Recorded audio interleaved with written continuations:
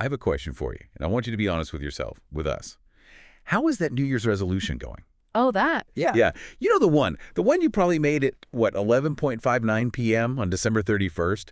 Maybe it was, I'm going to finally get in shape this year, or I'm going to stop doom scrolling on my phone until 2 in the morning. Or I'm going to be a more patient parent. That's a classic. A huge one. And it feels like an annual ritual of self-delusion, doesn't it? It really does. I was actually looking at some data on this, and get this. Yeah. We are currently in the exact week of the year where something like 80% of all resolutions have officially died. 80%. They're gone. Buried. And I will fully admit, I am 100% part of that statistic. I had this grand plan, right? I was going to stop checking my email before breakfast. I even bought a literal physical alarm clock so I wouldn't need my phone in the bedroom. I had the whole system set up. Let me guess. The phone is back on the nightstand. The phone is on the nightstand. The alarm clock is, I think, in a drawer somewhere. And yes, I checked my email at 6:05 this morning. Mm-hmm. And the feeling I have, and I think it's the feeling most of you listening have when this happens, it's this heavy sense of, like, personal failure. We just immediately go to, I'm just weak. I don't have enough willpower. I'm undisciplined. Yeah, exactly. That is the standard narrative, isn't it? We view any kind of behavior change as this test of pure strength. It's you versus the bad habit, and if the habit wins, it's simply because you didn't grit your teeth hard enough. Right. But the deep dive we are getting into today, it suggests that we are looking at this problem completely backwards, totally upside down. We are trying to fix the symptoms, the phone, the junk food, the short temper, without ever even acknowledging that we might have a terminal disease in the control center. It's actually, I think, a little bit worse than that. Today's source material suggests we aren't just treating the wrong disease. We don't even know who the patient is. What do you mean? We're trying to fix the self without having any clue about the anatomy of the self. That's a bold claim. So, okay, let's set the stage. We are not looking at a modern self-help book today. This isn't some new productivity hack from Silicon Valley. No, far from it. We are looking at a stack of documents that analyze a very old, very dense text on what you could call spiritual psychology. Old school is an understatement. We are looking at a transcript of a lecture that analyzes a specific text. But that text itself, it has a lineage. It's a summary of a summary. Okay, walk us through that chain of custody, because I think it's really important to understand where this wisdom is coming from. Sure. So originally you have this massive multi-volume encyclopedia called The Revival of the Religious Sciences. It's a classic. I mean, it covers everything from law to theology to spirituality. But it's huge. It's thousands and thousands of pages. Way too big for the average person to just pick up and read. Exactly. So a scholar comes along. Let's just call him the investigator. He looks at this massive work and he says, this is the medicine humanity needs, but nobody can swallow a pill this size. Right. So he summarizes it. He distills it down into a book called The Seeker's Way. He cuts out a lot of the filler, focuses purely on the practical stuff. Okay, so now we have a manageable book, a bit more digestible. Well, not quite, because even The Seeker's Way was still pretty dense for a lot of people. So a third scholar, we'll call him the final author, he came along even later. And he looked at the summary and said, I need to refine this even further. I want the pure essence. So he wrote the summary of The Seeker's Way. Wow. And what we're analyzing today is a breakdown of just one specific section of that final, super concentrated text. So it's like an espresso shot. You've boiled off all the water, all the fluff, and you're just left with this thick, dark, potent syrup of wisdom. That is a perfect analogy. And because it's so concentrated, it can be a little bitter. It doesn't sugarcoat anything. The book is divided into 4 quarters. You've got the quarter of acts of worship, the quarter of habits, which is about daily life, the quarter of saving things, and then finally the one we are entering today. The quarter of destructive things. Yes. I gotta say, that title, it sounds like a section of a bookstore you should probably avoid. The quarter of destructive things. It's pretty ominous. It is ominous, but it's also the most critical. You can't save yourself if you don't know what is destroying you from the inside out. So the mission of this deep dive is to explore a specific chapter within this quarter called The Wonders of the Heart. The Wonders of the Heart. The goal is essentially to pop the hood of the human machine, look at the engine, and figure out why it keeps driving us off cliffs. Okay, let's pop the hood. And immediately, right away, we run into a huge definition problem.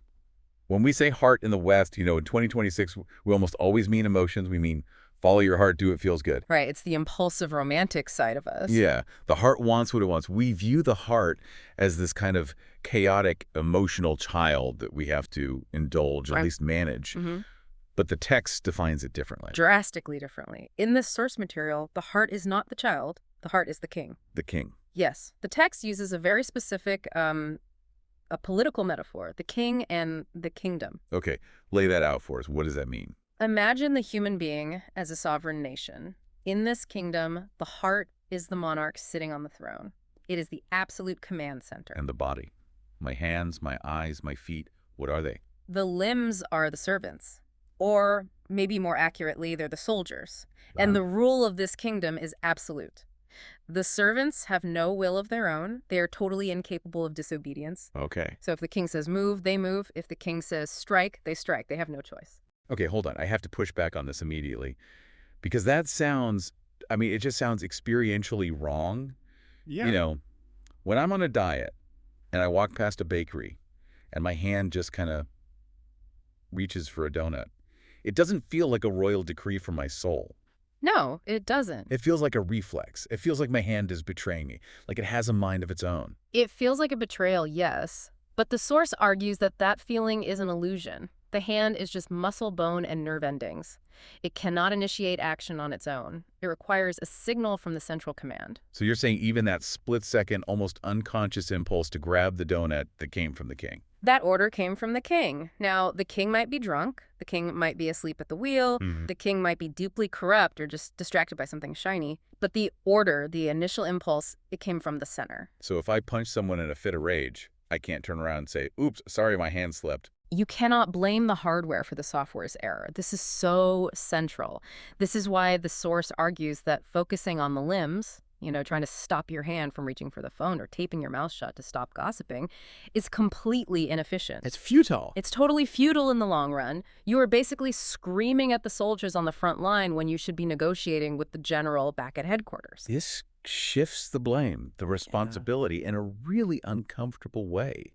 Because we love to externalize our bad habits, don't we? Yeah. I'm just a naturally restless person, or my eyes just wandered. My eyes wandered. Think about that phrase for a second. As if your eyes just detached from your head and went for a little walk on their own. Right. The text says, no, your king sent your eyes on a reconnaissance mission. You are responsible. The order came from you. That's heavy. It gets heavier. The source references a story about the patriarch Abraham to explain what the stakes are here. It says that on the day of judgment, the ultimate accounting of a human life, nothing external will have any value. Nothing at all. Nothing. Your money, it's useless paper. Your children, they can't help you then. Your status, your career, your social media followers, just dust. The source says the only currency that will be accepted on that day is a sound heart. A sound heart. Yes, the phrase implies that the entire purpose of life, the whole struggle of our existence, is to protect this king from corruption. Because if you arrive at the end of your life with a corrupted king on the throne, the entire kingdom falls. It's a total catastrophic loss. But here's the problem, and the host in the lecture points this out, and I think it's something every single one of us feels. We don't know our own kings. We don't. We are complete strangers to ourselves. That is the tragedy the source highlights over and over again. We are profoundly ignorant of our own hearts. The text says we don't know the entrances or the exits of our own psyche. We are walking around completely unaware of the massive, full-scale war taking place inside of us at every moment. The lecture used a battlefield analogy that really, really stuck with me. It's a haunting image, isn't it? The expert asks us to imagine standing in the middle of a furious battlefield. I mean, bullets are flying past your head, cannons are firing, there's trench warfare happening all around you. It's chaos. Total chaos. But you're just strolling through it all, looking at your phone, maybe wondering what you should have for lunch. You don't even realize you're in a war. You're going to get shot. You are absolutely going to be destroyed. And the worst part is you won't even know why. You'll just feel unhappy or anxious or addicted. You'll treat those things as isolated little problems, not realizing they're actually shrapnel wounds from a war you aren't even fighting. So, okay, if we're in this war and the heart is the king, we need a way to diagnose what's going wrong. Because right now, most of us just feel the symptoms. I eat too much, I get angry too fast, I can't focus. Exactly. And this brings us to what I think is the most practical, most useful framework in the entire text. I call it the medical model of spirituality. For me, this was the biggest aha moment. It's the distinction between the symptom and the disease. Okay, lay it out for us. The source argues that every bad action, every sin, every mistake, every single bad habit is merely a symptom. It is the rash on the skin. It is the fever. It is not the disease itself. They use that fever analogy specifically, right? Yes, and it's perfect. Imagine you go to a doctor. You have a fever of 40 degrees. You're burning up, you're sweating, shaking. Now, a lazy doctor, a bad doctor, might just give you a fever reducer, a pill to lower the temperature. And the fever goes down. You feel better for a bit. Temporarily, yes. You've treated the symptom, the heat. But a good doctor, a real doctor, asks, okay, why is there a fever? Is it a bacterial infection? Is it a virus? Is there internal bleeding? If you just cool the body down, but you leave the underlying infection raging, the patient might feel better for an hour, but they will eventually die. Because the disease is still there, just eating away at the organs. Exactly. And the source says we do this with our souls all the time. We are constantly just treating the heat while completely ignoring the infection. Okay, let's make this real. The source gives a couple of really specific examples, and I want to kind of role play this a bit because I think it exposes how we normally think versus how this text wants us to think. Let's take the gazing example. Okay. The lustful gaze, a very common struggle. Right. So say I'm a person who struggles with looking at inappropriate things. Maybe it's pornography, maybe it's just, ogling people in the street. I know it's bad, I feel guilty afterwards, but I just keep doing it. Okay. So the symptom treatment, which is what most modern advice would give me, is turn off the internet. Don't sit alone in your room with your laptop. Put a blocker on your phone. Snap a rubber band on your wrist every time you look. Right. The standard playbook. Obstacles and aversion therapy. And that all sounds like pretty good advice. I mean, it's practical. So why does the source say that's just insufficient? Because you are just reducing the fever. You are physically blocking the ability to commit the act, but you haven't done a single thing to cure the reason you wanted to do it in the first place. You haven't touched the king. The king still wants to look. So what is the disease in this case? If the symptom is looking, what's the actual infection? The source identifies the root disease here as weakness of surveillance. Weakness of surveillance. What does that mean? It means a lack of internal monitoring. The scholar in the source uses this really sharp, almost mathematical logical proof. He asks a question.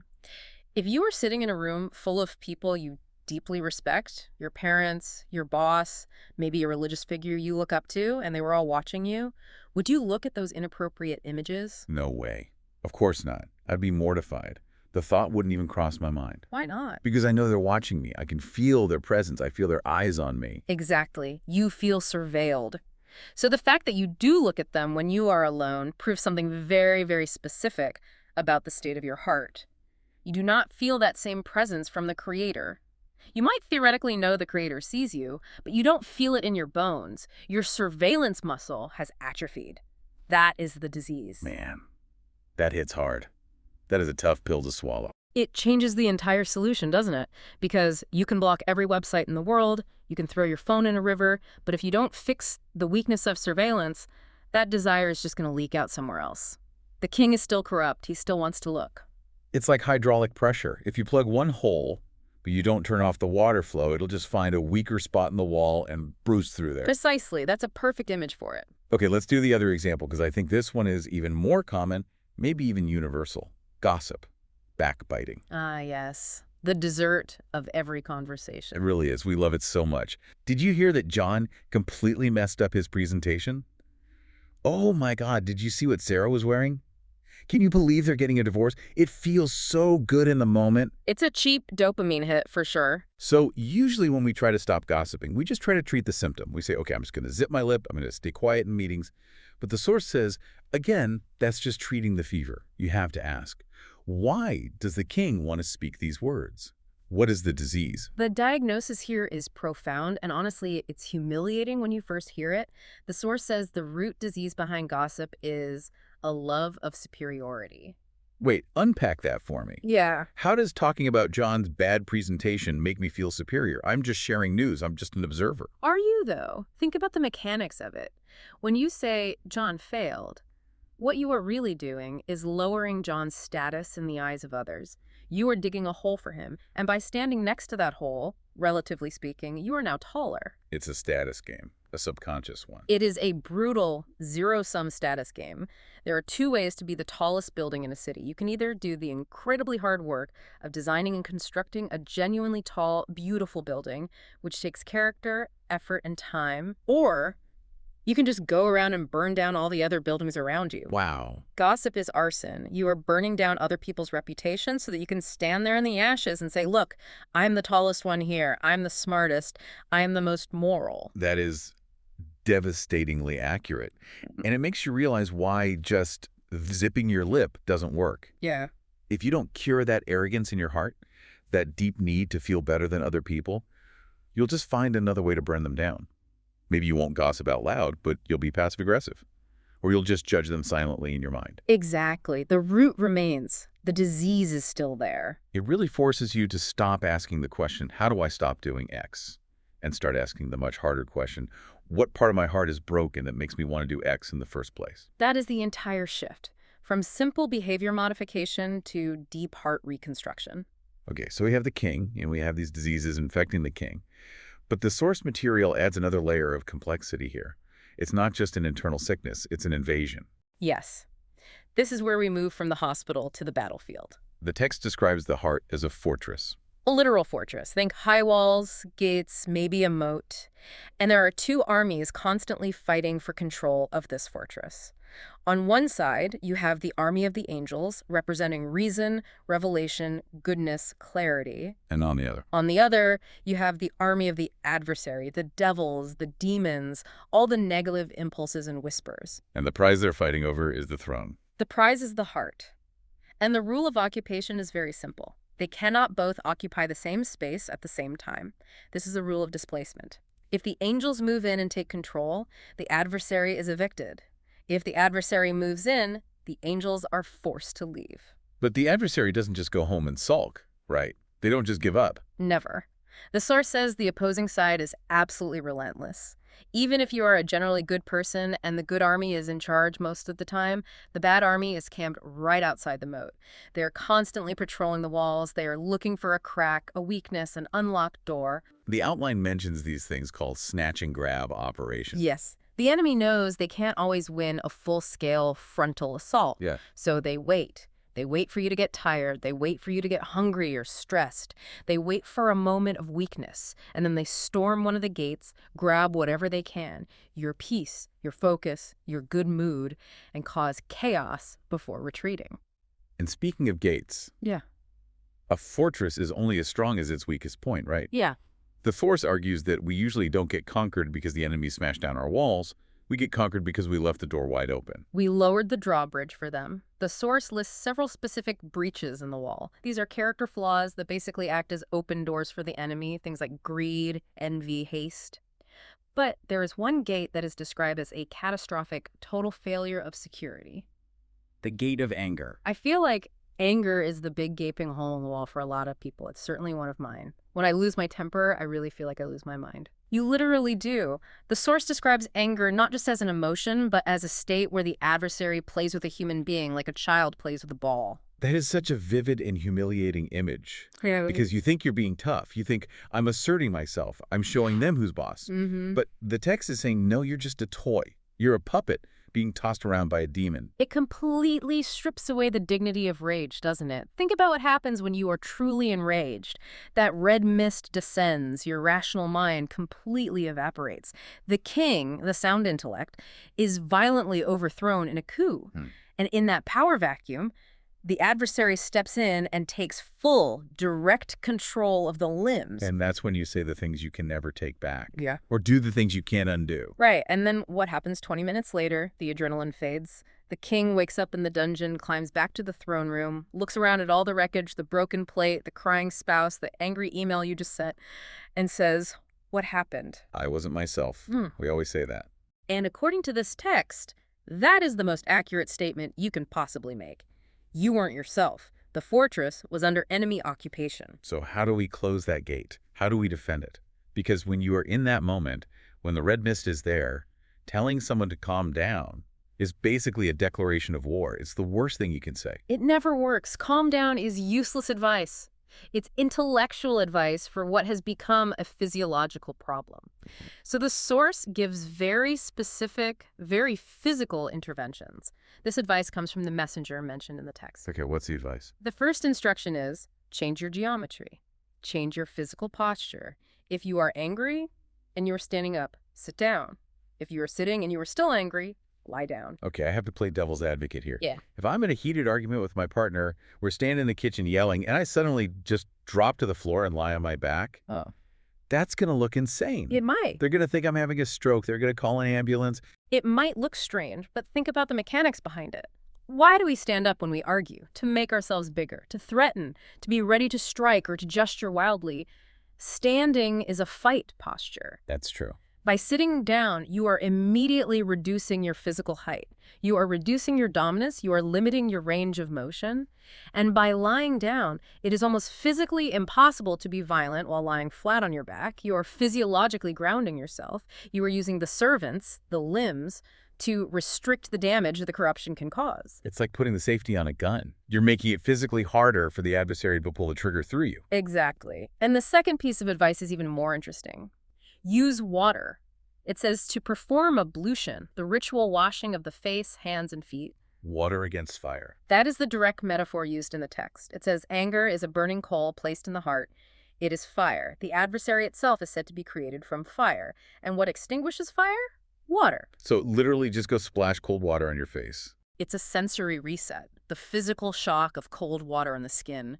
It interrupts the feedback loop of the nervous system. It jolts the body out of that fight or flight mode and gives the true king a chance to climb back onto the throne. I love that it's not just think happy thoughts or count to 10. It's tactical. It's change your position, change your temperature. It has to be tactical. Right. You are in a combat zone. You need tactics, not just platitudes. Okay, so anger is the loud, explosive gate. Everyone knows when the gate of anger is open. Yeah. But the source mentions another gate that is much, much sneakier. And honestly, this was the part of the text that scared me the most. Mustard seed. The mustard seed. We are talking about arrogance. Or pride, yes. And the source quotes this terrifying metric. It says, he who has a mustard seed's weight of arrogance in his heart will not enter paradise. It is a stark binary statement. A tiny, microscopic, almost undetectable amount of this specific toxin is fatal to the soul. But a mustard seed is tiny. It's practically invisible. And that is precisely the point. The host in the lecture highlights what he calls a crisis of ignorance here. He says, most of us go through life thinking we are good people. If I asked you right now, are you an arrogant person? What would your gut reaction be?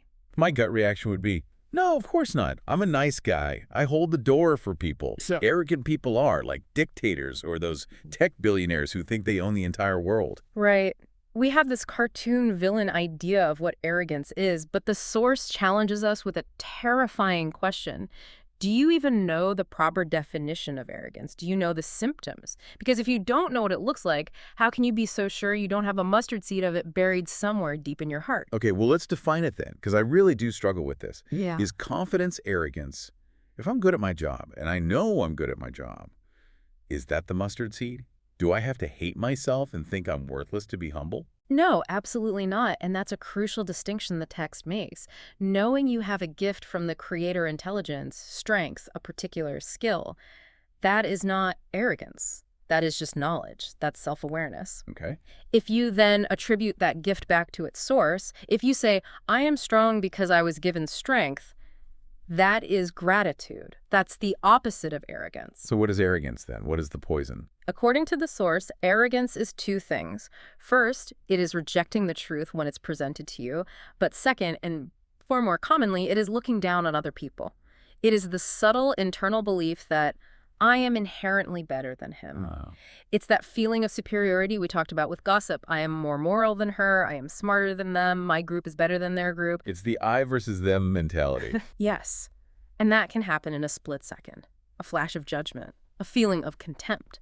The source suggests that if we truly deeply understood the danger of that single mustard seed, that it could block us from eternal safety, we wouldn't be able to sleep at night. We would be frantically auditing our hearts moment by moment. The lecture mentioned that the early generations, the people who really, really understood this stuff, they used to count their breaths. Yes. This is a beautiful and, frankly, terrifying practice. They viewed their life not in years or decades, but in a finite number of breaths.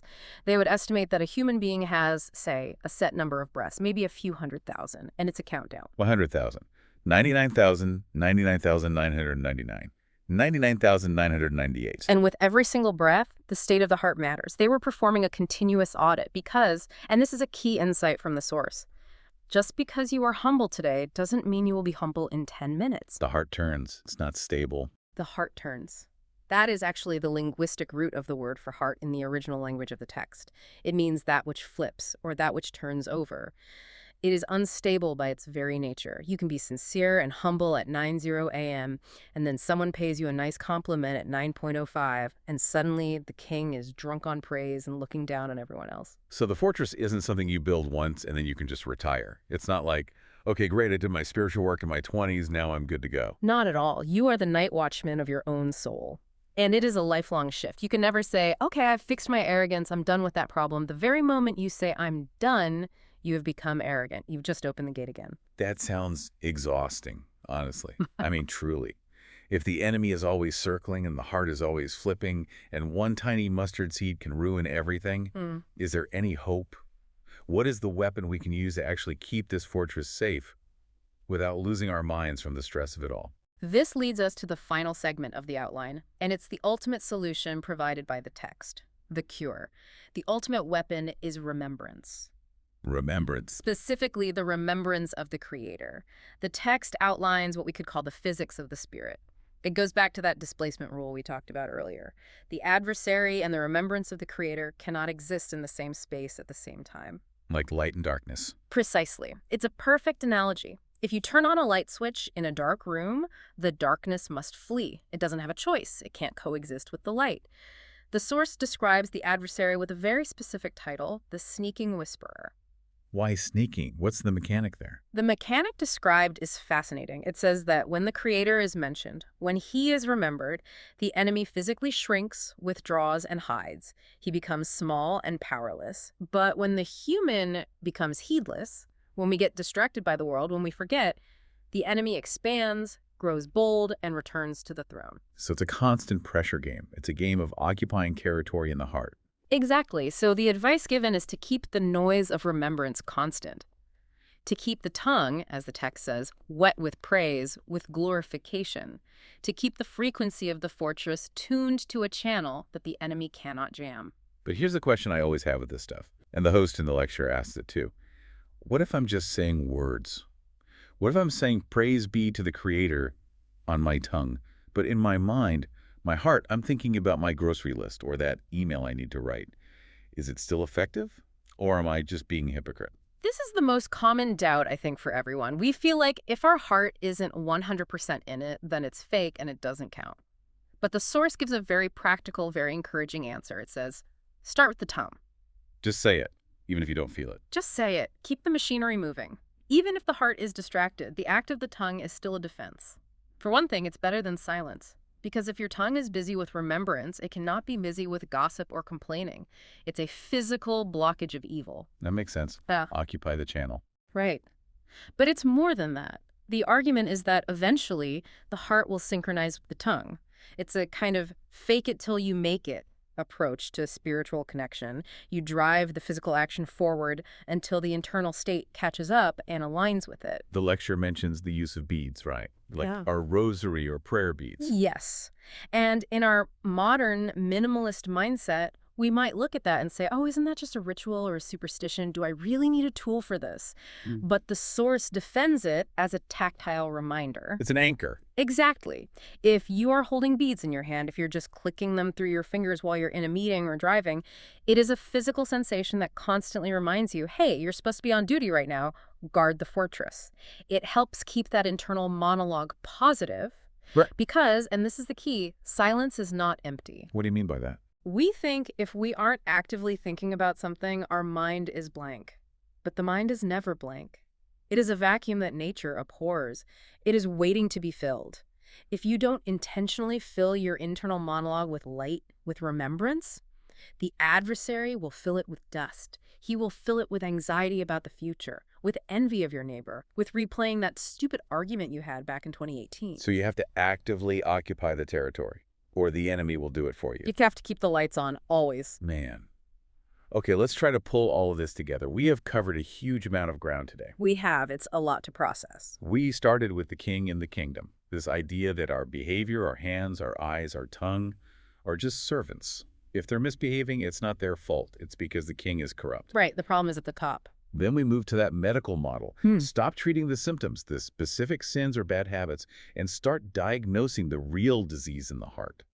The fever is not the illness. The lack of surveillance, the love of superiority, those are the illnesses. Then we talked about the war. The heart is a fortress under constant siege.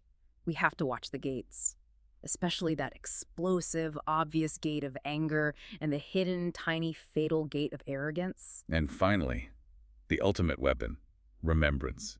The rule of displacement, the simple act of keeping the light on so the darkness cannot settle in. It really fundamentally changes the way you look at self-improvement. It moves the focus away from willpower, which is just gritting your teeth and trying harder to heart power. It's about purifying the source of the commands. It also explains why so many of our self-help hacks and New Year's resolutions fail.